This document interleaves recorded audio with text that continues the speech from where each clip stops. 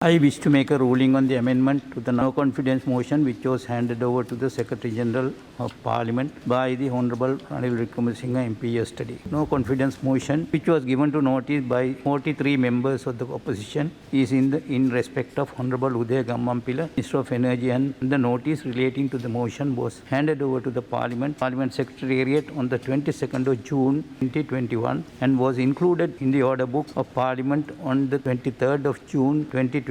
The Committee on Parliamentary Business on the 5th of July 2021 decided to take up the motion for debate on 2 consecutive days, including a special sitting day on the 19th of July 2021 and the 20th of July 2021. The notice of the substantive motion of no confidence had no indication that it could finally be converted as a no confidence motion on the Cabinet of Ministers, which is the government. The Committee on the Parliamentary Business was also not informed that amendment would be moved to convert the no confidence motion against the Minister of Energy to be a no confidence motion against the government. Furthermore, the debate took place yesterday in the House was very much focused on the no confidence motion against a single minister, namely Honorable Uday Gammampila. The legal effect of the amendment handed over to the Secretary General of Parliament by Honorable Ranil Wickremesinghe is to convert the no confidence motion moved against the Honorable Uday Gammampila to assume a new status as no confidence motion against the Cabinet of Ministers, which is the government. This was not intended at this stage since the notice was given on the motion. Standing Order 43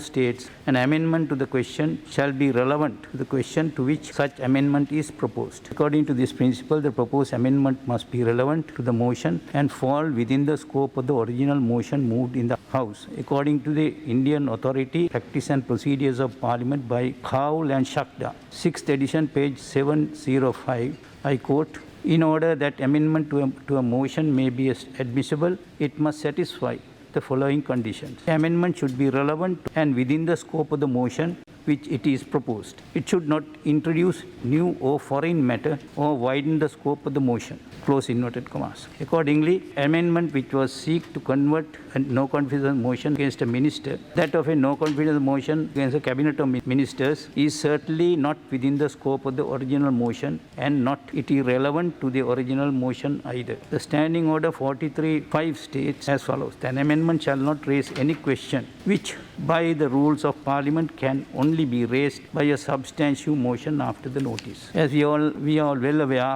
that the no confidence motion against the Cabinet of Ministers could only be brought forward by a substantive motion after due notice is given. Any attempt to subvert this process is bringing an amendment to that effect to an existing no confidence motion against minister is out of order and contravenes the standing orders. In the above circumstances, I rule that proposed amendment to the no confidence motion against the Honorable Uday Gammampila, Minister of Energy, handed over to the Secretary General of Parliament by Honorable Ranil Wickremesinghe MP, is out of order and cannot be accepted. පත් කළා නැහැ. ඉදිරිපත් කළ තියෙන cabinet අමාත්‍යාංශයේ cabinet ඇමතිවරුන්ට විරුද්ධව. Cabinet එකට ජනාධිපතිතුමා ඉන්නවා. අනික් අය ඉන්නවා. ඒ නිසා ඇමතිවරුන්ට විරුද්ධව ඉදිරිපත් කළා තියෙන්නේ. ඒ කියන්නේ ඔබතුමා මට අවස්ථාව දෙනවා නම් මම කතා කරන වෙලාවෙදි මම ඒ කියන්නේ මම හොඳට විස්තර කරන්න. ඔබතුමා කතා වෙලාවෙ කරගන්න. කියන්නේ